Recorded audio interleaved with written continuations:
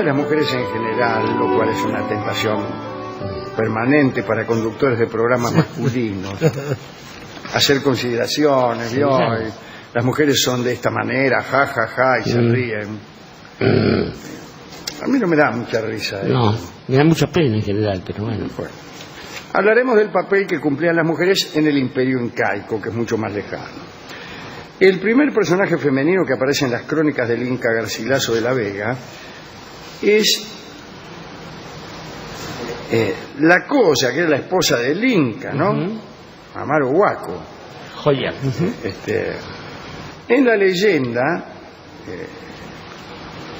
Manco Cápac y su mujer fundaron la dinastía del imperio, y ellos eran hijos de la luna y del sol, y mejor todavía, de la sol y del luna. Ya bien. que la luna era masculina en el imperio, como también entre los antiguos germanos, y el sol femenino. Cuando dice, acá hay un resumen, una pequeña cosmogonía, me dice, cuando solo existía la nada, una cosmogonía que me huele hecha por el departamento de prensa del Imperio Incaico, que dice, cuando solo existía la nada, el dios Viracocha apareció en el lago Titicaca. Esto, enseguida vienen los ediles del partido de Vicente López a hacer objeciones. Detesto las personas que empiezan a objetar cosmogonía. Cosmogonía, justo. Claro. Empiezan usted dice, bueno, vamos a ver una antigua cosmogonía china. Dice, el mundo era como el interior de un huevo. No teníamos huevo. Y objeta. Se llama la famosa objeción de los ediles del partido de Vicente López. Quiere decir, una objeción burguesa con argumentos misios ante declaraciones místicas. Metafísica, claro, vamos. Claro. ¿Cómo vas a objetar con el criterio de un destapador de cloacas una cosmogonía mística? Bueno, sin embargo, no hay nada que divierta más a las conductores de programas como este que objeciones cotidianas ante cosmogonías místicas. De todos modos, Viracocha apareció en el lago Titicaca y realizó su acto creativo. Creó primero un mundo oscuro y nebuloso cuyas gentes no lo reverenciaban suficientemente. Bien. Por tal motivo hizo desaparecer ese mundo. No está bien que uno cree un mundo y este mundo que uno creó con tanto esfuerzo no lo reverencia. Parece que quería la democracia. Claro. Después creó un mundo de gigantes que también convirtió en piedra por la misma razón o por otra. Suele ocurrir con los gigantes que por su tamaño tienden a la ingratitud. Viracocha hizo después una creación más perfecta a su imagen y tamaño, pero esos hombres resultaron malos y entonces les mandó un diluvio que duró 60 días, es decir, 50 días más, 50% más que el diluvio clásico. Después del diluvio, ya seca la tierra, Viracocha mandó salir al sol y a la luna y a las estrellas para dar luz al mundo. Bien, dispuso que se conocieran la sol y el luna, así lo hicieron, se amaron, y de este amor nacieron dos hijos que son justamente los ya comentados Manco Cápac y Mama Ocllo. El sol envió a estos amantes y hermanos y esposos a la tierra para fundar una ciudad en un lugar tal que se pudiera hundir de un solo golpe una varilla de oro. Debían también además reunir a los hombres que andaban desparramados por la tierra y enseñarles oficios, por ejemplo, orfebre, claro, decorador de interiores, etcétera.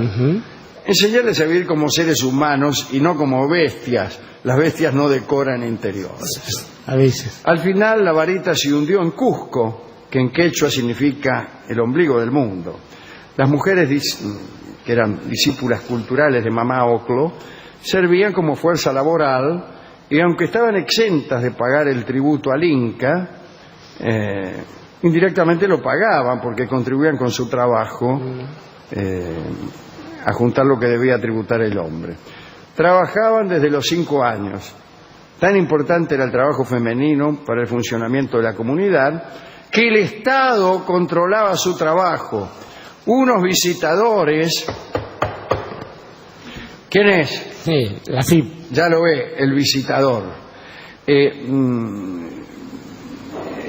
Iban a las casas y observaban que las mujeres se encargaran de limpiar, de hilar determinados metros de tela por día y de que se ocuparan también de los deseos nocturnos del marido. Vamos. ¿Qué serán los deseos nocturnos Sueños. de un marido? Por ejemplo, supongo yo será cuando a un marido se le ocurre un sándwich en la mitad de la noche.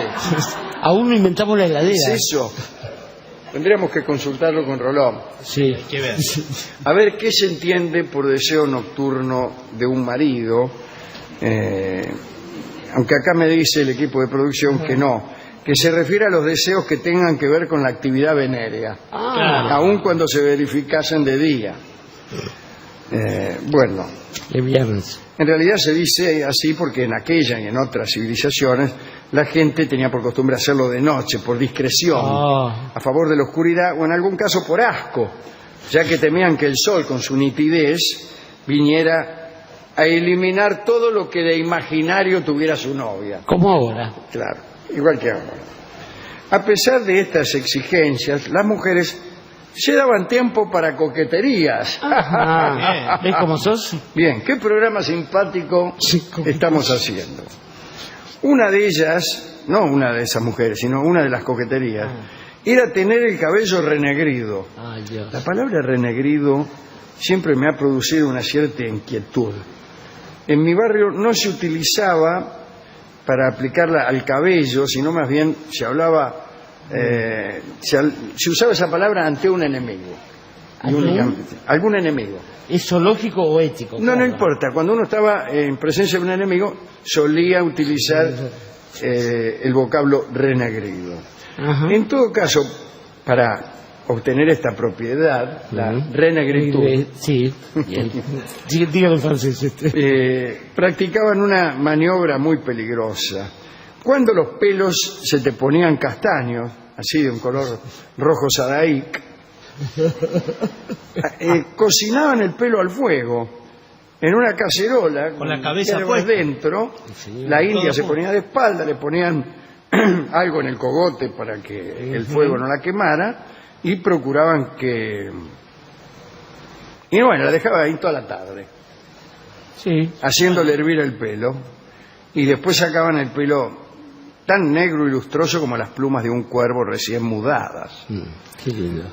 Bueno, había en Cusco, esto lo cuenta el Inca Garcilaso, ¿no?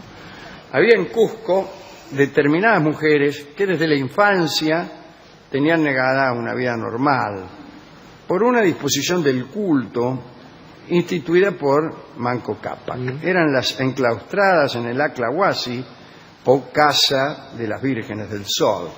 La casa estaba destinada a la divinidad del sol, ante quien se rendía este tributo de virginidad.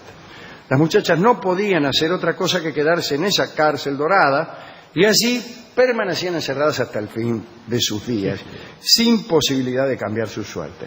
No tenían lugar alguno por donde pudieran hablar o ver hombres o mujeres libres. Solo la Colla, la reina, podía hablar con las recluidas y ese era el único contacto humano que se les permitía. Allí jamás entraban varones. Las elegidas lo eran por su linaje o por su hermosura, ¿no? Debían ser vírgenes. Las recluían cuando todavía no habían cumplido 8 años. Los funcionarios recorrían el imperio buscando a las más bellas. Solo 2 entradas tenía el templo, aquella casa, digamos. Una, la principal, para la reina y para recibir a las recluidas. Y después había una puerta de servicio custodiada por 20 porteras, cuya función era llevar y traer lo que se necesitara en aquella casa.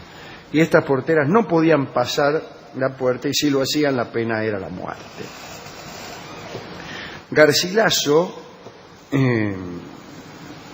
relató un hermoso detalle que mantenía a estas muchachas despiertas durante las noches. Los incas tenían flautas de 4 o 5 puntos y a las vírgenes del sol dedicaban sus cantares compuestos en verso medido, de pasiones amorosas, ya de placer, ya de pesar, y que ellas podían oír a través de las paredes.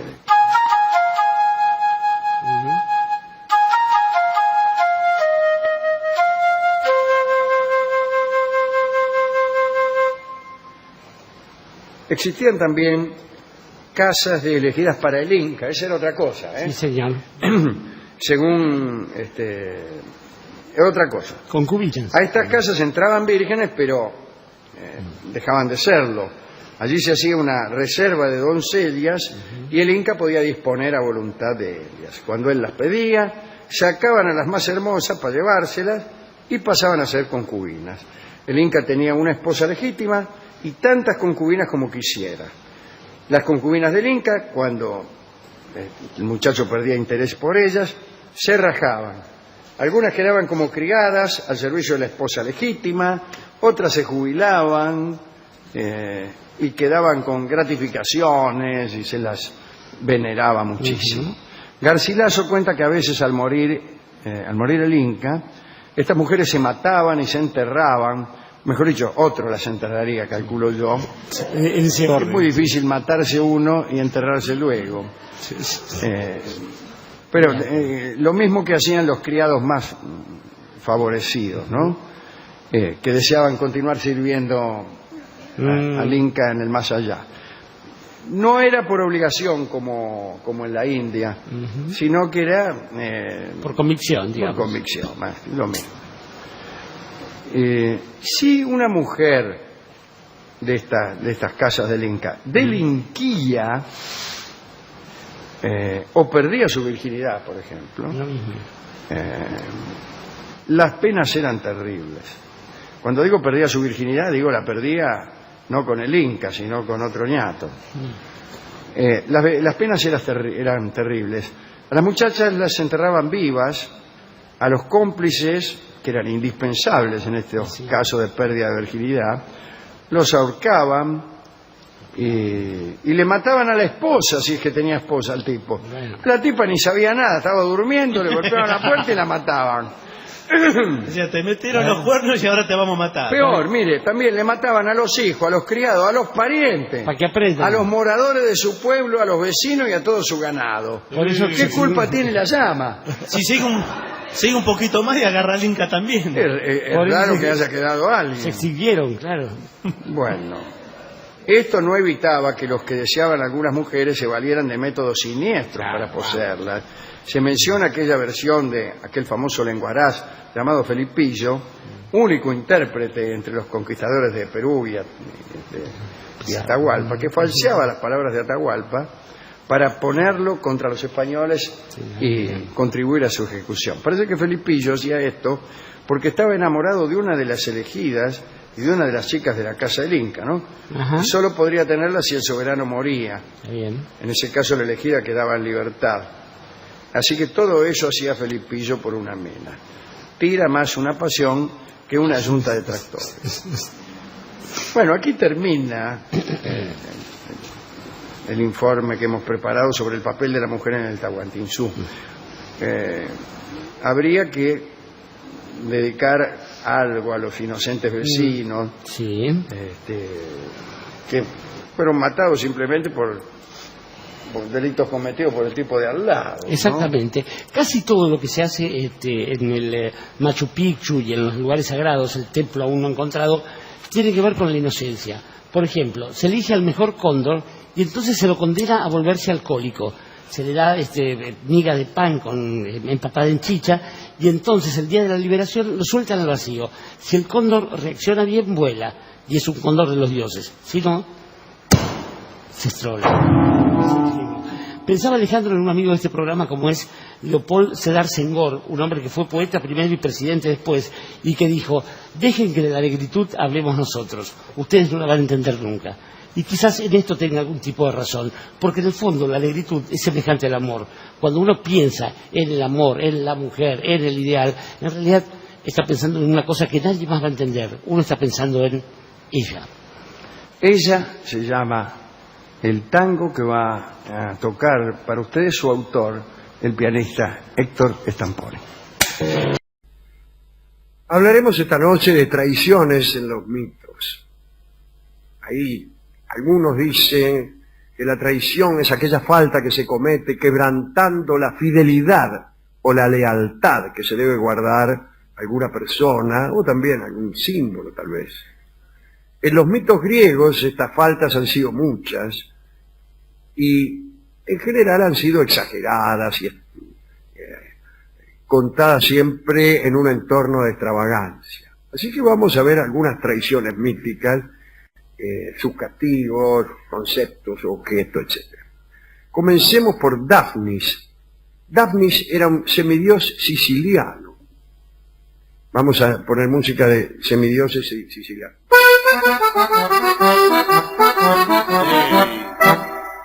Gracias. Era hijo de Hermes y de una ninfa. Educado por las ninfas, justamente. Le habían enseñado el arte del pastoreo. Sí. Nada de la escultura, pintura, literatura, poesía, no. Pastoreo. Los pastores, ya se sabe, en los mitos, hacen cualquier cosa menos pasear ovejas. Sí, bien. Terminan haciendo revelaciones. Sí, bueno, este muchacho, Daphnis, era de una belleza extraordinaria. Y era amado por numerosas ninfas y mujeres mortales, también por los dioses. Pan lo había instruido en la música. Y Daphnis, mientras pasían sus rebaños, tocaba maravillosamente bien la siringa.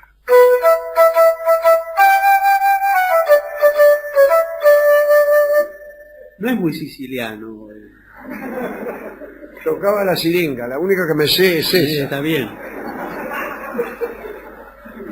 en siringa. No tengo un gran repertorio con la siringa. Conozco esa sola.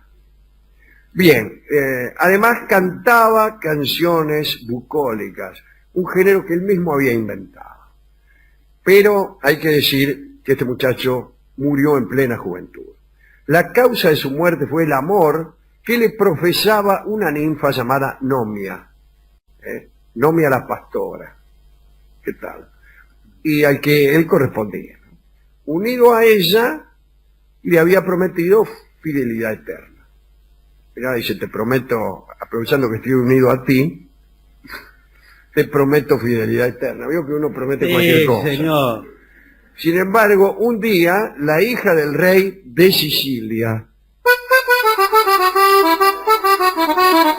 bien, la hija del rey de Sicilia se las ingenió para emborracharlo, no al rey de Sicilia, sino a Daphnis, y logró unirse a él.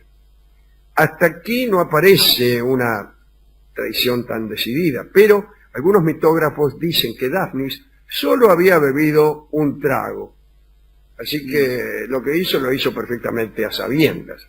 El caso es que esta ninfa, Nomia, se sintió traicionada de todas formas, y presa de cólera, lo privó de la vista. Daphnis, ciego, cantaba canciones tristes, y en su dolor terminó por arrojarse desde lo alto de un peñasco. No sé por qué uno empieza a cantar una canción triste y termina arrojándose desde lo alto de un peñasco. Sí, es raro. No es que una cosa traiga a la otra, pero así terminó el pobre Daphnis. Esto encierra una moraleja, probablemente, Sí. que desconozco. Otra... ¿No hubiera pasado si viviera en La Pampa, en otro lugar, Claro, hubiera podido cantar tristes toda la vida y buscando un peñasco de sin donde tirar? encontrar peñasco de donde tirarse. Sí. Otra traición fue la cometida por Jasón. Jasón y no Jason, como dicen en las películas mitológicas de la televisión. Como sabemos, Jasón estaba casado con Medea, y luego del episodio de la muerte de Peldias, aquel que, bueno, no importa, el rey de Corinto, debieron huir de Iolco y se refugiaron en Corinto, al revés. Bien, allí vivieron felices durante 10 años, pero Jasón se cansó de Medea, acá entre nosotros, se tiene podrido, y empezó a cortejar a Glauce, la hija del rey Creonte. Bueno, después de algunas maniobras de seducción, No. bien, Jasón directamente traicionó a Medea y se unió a la muchacha, a Glauce. Pero Medea se enteró, vio cómo es, el mundo es chico, y tomó por testigos a los dioses, ante los cuales Jasón había prometido fidelidad eterna, y con la aprobación de los dioses, Medea vengó esa traición de forma horrible. Le envió a Glauce como presente un vestido nupcial. Se iba a casar Glauce con Jasón. ¿Vio? Allá el tipo te repudiaba de arriba abajo y se casaba con otro. Y envió a Glauce, a la hija del rey Creonte, como presente un vestido nupcial, que al ponérselo esparció en sus venas un fuego abrasador. El mal, el fuego, alcanzó también a Creonte. Bueno, al final terminó incendiándose todo el palacio real. ¿Vio cómo es esto, no? Yo le digo la verdad, yo soy una tipa, y la que andaba antes con mi novio me regala un vestido nupcial, no me lo voy a poner. Le digo, gracias, pero lo tiro. Por si fuera poco, Medea mató también a los hijos que había tenido con Jasón, y luego huyó montada en un carro maravilloso que era regalo de Helio. Este carro la llevó por los aires y la alejó de Jasón para siempre. Esa es una famosa traición que estoy contando con trazo muy grueso porque tiene muchos asuntos. Te preguntará, ¿quién era Jasón? El tipo, el que fue a buscar el vellocino de oro, el que construyó o el que comandó la nave Argos y la expedición de los argonautas. Y Medea, ¿quién era? Era una bruja que estaba justo donde estaba el vellocino de oro, allá en Colquide. Y allá se enamoró de Jasón. Bueno, no puedo estar contando todas esas cosas. Bueno, porque además yo no quiero ser ortiva, ¿viste? No, pero no es por ortiva, señor, porque surgen otros vínculos mitológicos. Y así vamos a estar toda la noche aquí. Sí. Otra traición, o doble traición, fue la del áuriga Mirtilo. El áuriga era el que manejaba los carros, ¿no? Mirtilo era ayudante del rey Enomao, que tenía una hija hermosísima llamada Hipodamía, que marcaba 1,33 la milla. Pero hay que decir que Enomao no quería que su hija se casara. ¿Por qué? Parece que un oráculo le había vaticinado que su yerno lo mataría. Bueno, ¿qué hace uno cuando un oráculo le vaticina que el yerno lo va a matar? Impide la aparición de un yerno. ¿Cuál es el procedimiento más aparente para impedir la aparición de un yerno? Evitar que la hija de uno se case. ¿Me interpreta? Y eso es lo que hizo Enomao. Pero complicó la cosa, ¿no? Para apartar a los pretendientes, había convertido la mano de su hija en el premio de una carrera de carros. Enomao desafiaba a cada pretendiente a correr mano a mano, él con su carro y el pretendiente con otro, pero le encajaba Hipodamía al pretendiente. Claro.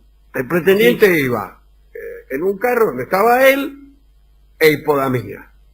O sea que mientras Enomao corría con 49 de peso, el pretendiente corría con 104. Bien. El caso es que ganaba siempre las carreras y además, como castigo, cortaba la cabeza de los vencidos y la clavaba a la cabeza, ¿no? En la puerta de su casa para asustar a pretendientes futuros. Es decir, si usted va a la casa de una mina que le gusta y ve clavada en la puerta todas las cabezas de los anteriores pretendientes, siente una sensación, primero de temor de que su cabeza sea la próxima, también un poco de celos. ¿Pero qué va a decir? Dice, mira cuántos que ha tenido esta. Yo he conocido muchas en donde si uno sabe mirar, En la puerta. Ve las cabezas de antiguos pretendientes clavadas en picas. Ahí en la puerta. Sí, en la puerta, o a veces en la puerta de atrás. El caso es que uno de ellos, uno de estos pretendientes, fue Pélope. Y aquí aparece la traición de Mirtillo. Para procurarle el triunfo a Pélope, que estaba enamoradísimo de Hipodamía, Mirtillo le dijo, bueno, mira, yo voy a hacer que vos ganes la carrera. Y lo que voy a hacer es cambiar las clavijas de las ruedas del carro de Nomao por otras de cera, las cuales, iniciada la competencia, van a ceder, etcétera, etcétera.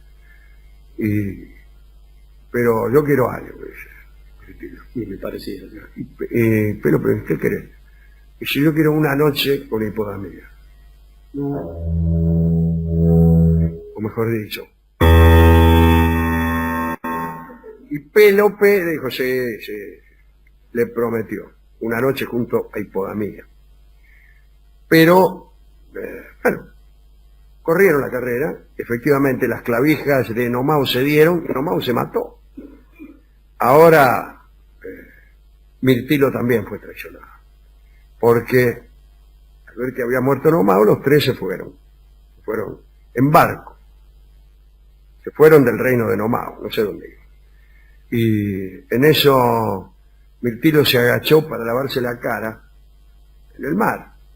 Sí, si no le iba a preguntar por qué se agachó, ¿verdad? Claro. Y le encajó una patada, Pélope, a Mirtillo.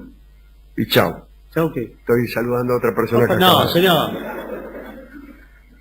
Otra traición contada por Ovidio en las Metamorfosis. Es el frigio Atis. Esto me da no sé qué contarlo, pero Atis vivía en los bosques de Frigia. Era tan hermoso, otro que era hermoso también. Y tan hermoso era que Cibeles, la madre de los dioses romanos, se enamoró de él, pero con un amor casto. La diosa decidió ligarlo a ella para siempre y hacerlo el guardián de su templo. Puso como condición que Atis se mantuviera virgen. Sin embargo, este muchacho fue incapaz de resistir la pasión que por él sentía la ninfa Sagaritis. Sagaritis parece una inflamación, ¿no? Sí. Ando con una sagaritis que ni te cuento. Y finalmente amó a esta ninfa en un rincón del templo, en aquel. Ajá. Cibeles, enojada, derribó un árbol con cuya vida estaba ligada la vida de la ninfa Sagaritis. O sea que se murió. Era un árbol. Muchas veces un objeto está ligado a la vida de alguien. Entonces, sí, claro, si derriban el árbol te morís. Si hacen arder un tizón, se consume tu vida, etc. Bien, la chica se murió y Cibeles volvió loco a Atis. Dice, bueno, loco, chao.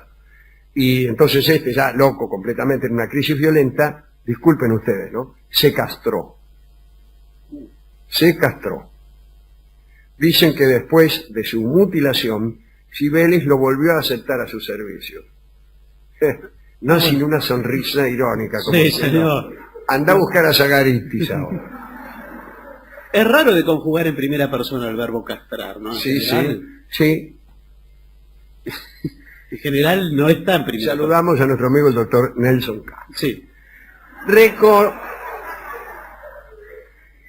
era un hombre que se había encargado, es otra traición esta, Reco se llamaba. Qué nombre, ¿no? Yo no confiaría mucho en un hombre llamado Reco.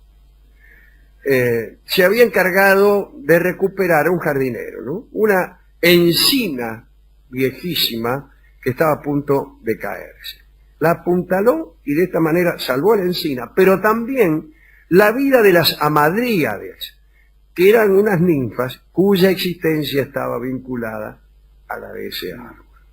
Entonces estas divinidades agradecidas le ofrecieron recompensarlo con lo que él quisiese. Pedidnos lo que quieras, le dijeron a Reco. Y lo primero que se le ocurrió a Reco, cuyo nombre empieza a tomar justificación, fue pedirles el amor de todas ellas, una tras de la otra. Ese es un agregado. Sí, me pareció que era un agregado. Ellas se lo otorgaron, pero lo previnieron contra toda infidelidad que pudiera cometer. Y añadieron, además, guarda, porque hay una abeja, no una oveja. No, una abeja. Una abeja. La oveja no es buena para esos menesteres. En cambio, sí la abeja. Dice, hay una abeja que te va a vigilar, que no los traicione, dijeron las 48 madrigueras. Parece que una vez, la abeja vigilando ahí, ¿viste? Pero te vigilaba. La abeja sorprendió a Reco, justamente, revolcándose con una muchacha de Ninos. A todo esto dicen que el insecto fue tratado con gran destemplanza por Reco. A los pocos días la abeja se presentó una vez más, pero esta vez picó en los ojos a Reco y lo dejó ciego. Y este fue el castigo a su traición. Y fue también la última de nuestras lecciones de hoy.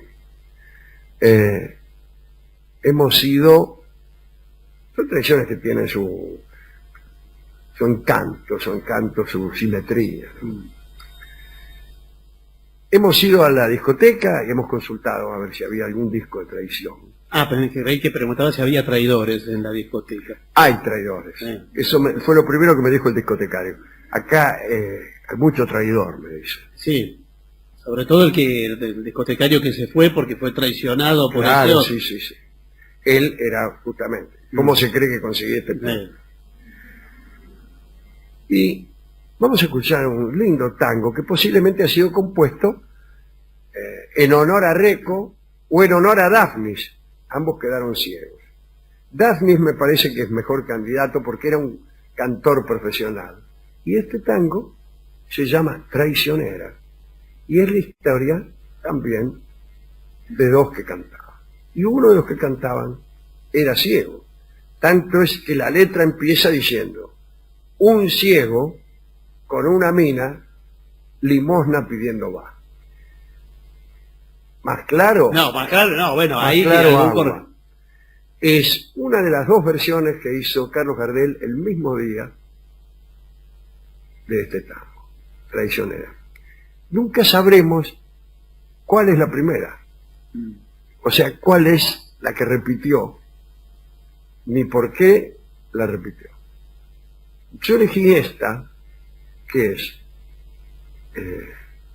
contiene alguna imperfección que a mi juicio la mejora muchísimo. O sea, será la primera. Imperfecciones gardelianas, imperfecciones de algún suspiro de más. Y la otra es más contenida, más contenida. Yo creo que esta es la segunda. ¿Esta es la segunda? Para mí esta es la segunda. Escuchamos ahora el tango que se llama Traicionera y que fue compuesto evidentemente glosando el mito de Dafnis. Adelante. Pido impunemente a los oyentes con el pretexto de que son pocos. La venganza será terrible. Con Alejandro Dolina, Guillermo Estronati y Jorge Dorio. Cantor ocasional, Gabriel Rolón.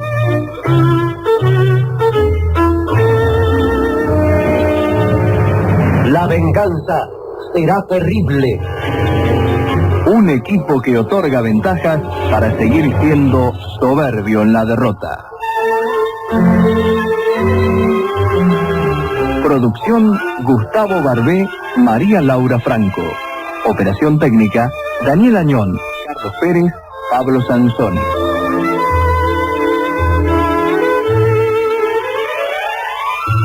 Señoras, señores, con ustedes, los intérpretes.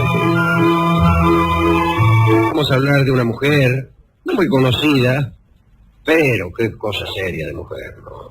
Una basura. Lo peor. De lo peor. Agripina. Y vamos a situarnos. Estamos en el siglo I, acaba de nacer el Cristo, todavía vive. Y hay un príncipe excelente, germánico, descendiente de Augusto, el más popular de todos de esa familia, cubierto de gloria en las campañas contra los germanos, y Augusto antes de morir había obligado a Tiberio, que fue su sucesor, a adoptarlo a Germánico. Pero en cuanto Tiberio se ciñó la corona imperial, vio que este era demasiado popular y lo piantó. Lo piantó a Alejandría, qué sé yo, al final lo matan al pobre Germánico. Pero bueno, tenía unos chicos, Germánico, su esposa también se llamaba Agripina, pero de la que queremos hablar es de su hija Agripina. Sus hijas eran Agripina, Drusila y Julia Livia. Y los chicos eran Nerón primero, que no tiene nada que ver con el otro, Druso tercero, Druso también se llamaba el padre de Germánico, creo, y Cayo César. 3 chicos, 3 pibas. Los hermanos mayores murieron, Nerón y Druso. Germánico también murió, envenenado. Agripina, bueno, la mandaron al exilio, a la isla Pandataria, ahí también murió. A Druso, al chico Druso III, lo mandaron en cana, lo mandaron a una cárcel y se murió de hambre allí, no sin antes tratar de comerse el colchón. Y le quedó al pobre Germánico las 3 chicas, pobre Germánico que ya había muerto, por otra parte. Quedaron vivas las 3 chicas y el tercero de los hermanos, Cayo. Le llamaban Calígula porque Calígula quiere decir botita y solía jugar con unas botitas. Y fueron a vivir a lo de la madre de Germánico, Antonia. Madre de Germánico y madre de Claudio también, que fue después emperador. Y Antonia tenía cierto ascendiente sobre Tiberio. Se llevó a Calígula, a las 3 hermanitas, a su casa, y ahí los cuidó. El reinado de Tiberio era muy bravo porque Tiberio estaba loco, especialmente en el final de su reinado. Se había ido a Capri con sus mozalbetes. Era un hombre muy vicioso, pero además tenía buchones por todas partes, se enteraba de lo que todos decían. Era muy cruel con aquellos que se atrevían a criticarlo siquiera mínimamente. Hoy día quien se toma el trabajo de buscar en el diccionario de la Real Academia Española puede encontrar que Tiberio es sinónimo de escándalo en castellano. Está bien. Memorando de ese reinado. Sí, un sí. sermón Tiberio. Bueno, pero resulta que por mérito de la abuela Antonia, en el año 35, Tiberio, ya viejito, nombra en su testamento a Calígula como su sucesor. Muy bien. Todos muy contentos, la familia Germánico, que le había pasado mal, finalmente tiene un sucesor imperial, pero hay un episodio íntimo que casi lo tira todo abajo. Resulta que este muchacho Cayo, Calígula, mantenía unas relaciones, digamos, incestuosas con las 3 hermanitas, con Agripina, con Drusila y con Julia Livia. Era el amante de sus 3 hermanas. ¿Qué va a hacer, pobre muchacho? Las otras 2 eran más chicas, pero Agripina era la mayor. Ya había tenido, por cierto, una experiencia matrimonial prematura y desgraciada. Se había casado un año antes de esto que estamos contando, con un señor llamado Gneo Domicio Enobarbo, que era un tipo de barba, muy rico, pero también muy corrompido. Una de las personas más corrompidas de aquella época. De ahora. Que como decir, sí, de cualquier tiempo. De todos modos, como era un hombre cauto, poco después de casarse con Agripina, tuvo la precaución de separarse. Agripina no la lamentó demasiado, hasta que sucede que la abuela, Antonia, sorprende a Calígula un día en brazos de su hermana. Creo que de Drusila. Al principio ocultó el drama, pero cuando se enteró de que Tiberio lo había nombrado sucesor, creyó oportuno contárselo a Tiberio, más que nada por temor a que Tiberio se enterara por otro lado. Entonces le dijo, mira, Tiberio, una cosa, bueno, nombraste sucesor a Calígula, pero detalle acá, yo no sé qué vas a pensar vos. Este muchacho anda con su hermana, no con la hermana de Dorio, lo que no sabía nada. No creía. Sino con la hermana de él. Depende cuál. Pero no, ¿con cuál? Dijo Tiberio. Dice, bueno, mira, con las 3. No voy a ir a este programa de una buena Y a vez. Tiberio se le ocurrió algo. Sí. Dice, vamos a casarlo a él y a todas las hermanas. Y a Agripina vamos a obligarla a que vuelva con Gneo Domicio Enobarbo. Entonces lo casó a Calígula con una señorita Claudia, hija de Julio Silano. A Drusila la casó con un señor Longino. Y a Julia Livia con Marco Vinicio. Agripina vuelve con el chabón. y queda embarazada. Cuando está embarazada va a ver a un astrólogo persa, ella y el marido van, y Gneo Domicio Novarro, y el astrólogo le dice, mira, vas a dar a luz un niño que llegará a ser emperador, pero te asesinará. Bueno, dice Agripina, con tal que llegue a ser emperador, que me asesine si es que lo desee. Y ahí estaba Gneo Domicio, que dice, bueno, de Agripina y de mí no pueden hacer otra cosa que un monstruo. Y nace el chico, nace en el otoño del 37, un pibe, y le llaman Domicio. Sube Calígula al trono, y Agripina queda viuda. El pobre Gneo Domicio, el corrupto, se muere de una hidropesía, si usted quiere saber. Sí. También muere Drusila. Sabemos que se enloqueció Calígula, lo hemos contado aquí, porque la amaba muchísimo, la quiso santificar, bueno, no juró a partir de entonces hasta su muerte, no juró sino por la divinidad de su hermano, no de la suya. No, gracias. Viene el reinado de Calígula con sus excesos, con sus delaciones, con su caos político locura de incluido, sangre, de muerte, de promiscuidad, etc. Caen en desgracia Agripina y Julia Livia. Y el punto de Calígula las acusa de adulterio, y cierta razón tenía porque andaban con unos señores llamados Emilio Leído y Léntulo Getúlico. ¿Cómo le va? Nombre tan lindo para un amante. La encontré con Léntulo Getúlico. Un amante obvio. Este Léntulo me queda para mí. Parece que los dos ñatos estos se vieron involucrados en una cuestión de traición, un proceso de traición, y las hermanas fueron condenadas al destierro a las Islas Pónticas por complicidad. Pero eso sí, Calígula tuvo la precaución de dejar que los dos amantes fueran con ellas, por lo menos los cadáveres de los dos amantes. Se los subió arriba del barco los dos fiambres. Pero ¿qué hizo Calígula? Ustedes saben, ¿no? Acribillado. Acribillado no. Apuñalado. Acribillado pero apuñaladas. Lo llenaron de agujeros, particularmente sus partes viriles. Aparece Claudio, el amigo de Graves, le levanta el destierro a las dos hermanitas, vuelven las Julia Livia y Agripina, tratan de recuperar una posición en la corte, pero ahí se encuentran con otra enemistad, que es la de Mesalina. La mujer de Claudio, que era crudelísima y una loca de aquella, ya hemos hablado de ella, que se disfrazaba de cortesana e iba a ejercer la prostitución gratuitamente, si me permiten la paradoja, pero porque me piace, decía eso.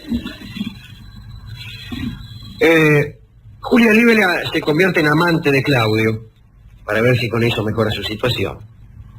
Claudio, que por otra parte era su tío, y también de un amigo nuestro, Séneca, del amigo Séneca que andaba por ahí. Y Agripina, que por cierto había compartido el lecho con toda la aristocracia romana, ahí se queda esperando a ver qué es lo que puede suceder. Séneca y Julia empiezan a vivir un romance, se molesta Mesalina. Agripina consigue entonces otro marido, se llama Cayo Salustio Crispo Pasenio. Para servirlo. Para servirlo. Pero viene un proceso contra Séneca y Julia por unas cuestiones legales muy difíciles de explicar. Al final los acusan de estupro. La figura es estupro. Los condenan al exilio. Allí Julia muere de hambre. Séneca se queda en Córcega, la isla de Córcega. Pero el marido, Crespo Paciano, el marido de Agripina, es nombrado cónsul y más o menos la va llevando Agripina, sí. Más o menos. Mesalina sigue adelante con sus excesos. Tenía unos libertos de Claudio que eran todos amantes de ella. Manejaba todo Mesalina, le hacía firmar cualquier cosa al pobre Claudio, que estaba loco de amor por ella. Pero en el 47, Mesalina se enamora de Cayo Silio, un joven muy apuesto, y le obliga a repudiar a su mujer. La mujer del tipo era casada, el tipo repudia a la mujer, y totalmente enloquecida decide casarse con Cayo Silio y hacerlo emperador. Dice, pero ¿cómo si ella era casada con Claudio? Un día va lo de Claudio estaba por ir y le dice, che, Claudio, dice, tuve un sueño espantoso. Dice, bueno, ¿por qué no vas al astrólogo? Dice, fui al astrólogo y ¿sabés qué me dijo? Dice, tu marido se va a morir de muerte violenta en los próximos 30 días. Claudio se puso como loco, qué sé yo, dice, mira, tengo una idea. Nos divorciamos yo me caso con otro y a los 30 días me separo. Y que al otro sea. Y falta que hacía, pues iba a quedar viuda, ¿no? ¿Eh? Y falta que hacía la separación, pues iba a quedar viuda, teóricamente. ¿Por qué? No, No, tenía que separarse no, primero, dijo. casarse. Se casaba, se separaba de Claudio, se casaba con otro. Ujú. Y era ese el que se iba a morir. Por eso digo, se iba a quedar viuda el segundo. Pero para ayudar al otro. Pero, pero ahí está, si iba a quedar viuda está bien. Tampoco tenían tanta fe los astrólogos. Bueno. Bueno, dice Claudio, sí. Y hacen la boda. Una boda, pero y una orgía hacen por ahí. Claudio mientras estaba de vacaciones en Ostia. Y los libertos se le empiezan a dar vuelta a Mesalina. Y se dan cuenta que si viene el otro, les va a ir mal. Y van con el cuento a Claudio. Mejor dicho, contratan unas prostitutas para que sean ellas las encargadas de abrirle los ojos a Claudio. Y vuelve Claudio, bueno. Para hacerla corta, Mesalina pierde la vida en esa historia. Narciso, uno de los libertos, la manda a matar. Y Claudio, cuando se lo cuentan, dice, sírveme un poco más de vino. Y a la muerte de Mesalina suben las acciones de Agripina. Oportunamente se muere su marido, el pobre Crispo Pacieno, y se va. Ha llegado el momento de morir y se muere. Y entonces Agripina planea llegar a ser la esposa de su tío, casualmente el emperador. No era fácil. Primeramente se hace amante de uno de los libertos, de Antonio Palas, que era el encargado de administrar el tesoro imperial. Y así llega Claudio, tenía ya 32 años Agripina, pero dicen que estaba muy buena. Las hijas de Germánico, buenas todas. Y bueno, enamora a Claudio y se casa. Cumplió con cierta dignidad, pero se le puso en la cabeza todavía otra cosa. Lograr la sucesión de Claudio para el hijo que había tenido con Neo Domicio, para su hijo Domicio. Pero claro, Claudio tenía un hijo y una hija, británico. Entonces, bueno, le ponen un buen maestro, y para buen maestro llaman a Séneca del destierro, y lo ponen como maestro de Domicio. Después lo casa a Domicio con Octavia, pero Octavia, a pesar de sus 9 años, estaba prometida con Lucio Silano. Bueno, entonces Agripina lo acusa falsamente a Silano de incesto con su hermana, no con su hermana Doria, sino con la hermana de Silano.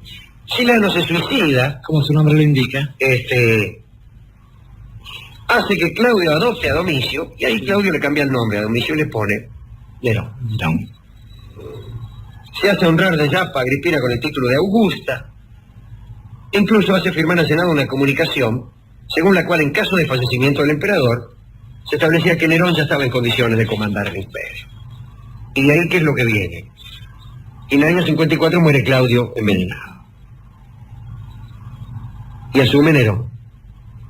Nerón tenía amoríos con una griega llamada Acté. Agripina se entera y arma un escándalo. Los primeros tiempos de Nerón fueron de buen gobierno. Quizás porque oía los consejos de Séneca y también de su madre. Eso servía. Era un hombre astuto, además, para qué negarlo, lamentablemente, ¿no? Algún día hablaremos de nuevo de Nerón. Y hablamos, pero vale la pena contar sus aventuras por aquella Roma nocturna, aquella tenebrosa Roma nocturna. Un Harun al Rashid de este lado de algo así. De los tiempos, sí.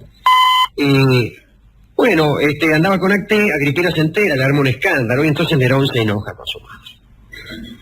Y Agripina cambia entonces de táctica, empieza a tolerarle un poco más, lo halaga. Pero hay nuevas peleas. Se pelean por unas joyas. Nerón destituye a Palas, el amante de Agripina. Envenena de paso a Británico, el hijo de Claudio, porque era un rival. Conoce a Sabina Popea, la mujer de su compañero de juergas, Otón. Con Otón salían de noche a hacer cosas, a pegarle a la gente, a violar. Y un día Otón le pregunta, mejor dicho, le cuenta que tiene una mina, Sabina Popea, se la presenta y a Nerón le gusta. Entonces lo nombra, primero le iba a matar a Otón, pero después, por consejo tal vez de Séneca, lo nombra gobernador. Y fue un buen gobernador, y no solo un buen gobernador, Otón llegó a ser emperador. Pero bien, se queda con Sabina Popea. Agripina es expulsada del palacio, y entonces, para ver si puede reconquistar el cariño de su hijo, seduce a su hijo y se hace amante de Nerón. Pero Popea exige la eliminación de Octavia y de Agripina. Y aquí viene el fin de la pobre Agripina. Nerón prepara el asesinato de su madre. Qué gente, ¿no? La invitan a una fiesta en un barco, preparan el barco para que el barco se hunda. El barco se hunde. Y caen al agua. Pero Agripina en el exilio había aprendido a nadar muy bien. Llega a la orilla. Y tenía, esto es gracioso, tenía una dama de compañía que se llamaba Acerronia. Y para que Acerronia, viendo que se ahogaba, y tratando de que la salvaran primero, dijo: soy la madre del emperador, soy la madre del emperador. Y los muchachos la ahogaron con golpe de remo. Qué mala idea tuviste, Acerronia. Pero Agripina gana la costa a nado, llega a su casa, más o menos, discúlpenme, pero me emocioné. ¿Te ahogó usted? Y le manda una carta a Nerón, una cartita irónica, pero bueno, le da a conocer que está viva. Todo este operativo lo dirigía un liberto llamado Aniceto, y ahí se reúnen Séneca, Nerón, otros muchachos, y dice: che, ¿qué hago? Dice Nerón: yo tengo que matar a Agripina. Y los muchachos le dicen: y bueno, que el que empezó el trabajo, que fue Aniceto, que vaya y lo complete. Y va Aniceto directamente con una partida, ya nada. Le golpean la puerta, y Agripina, que los ve venir, comprende, y después de todo era la hija de Germánico. Y se abre el vestido, mostrando el vientre.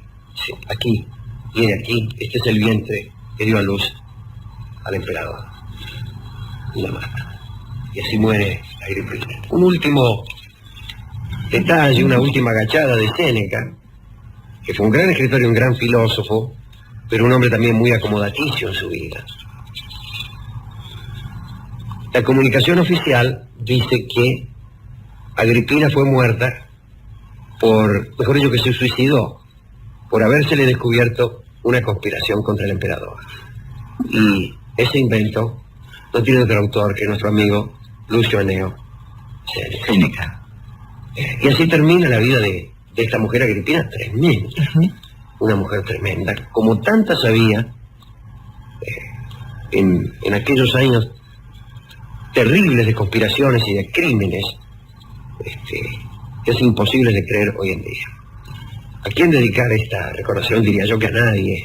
Se hace muy difícil, Alejandro. Por cierto, no será ni su madre ni la mía las que reciban esta dedicatoria, ni siquiera esas madres del Imperio Romano.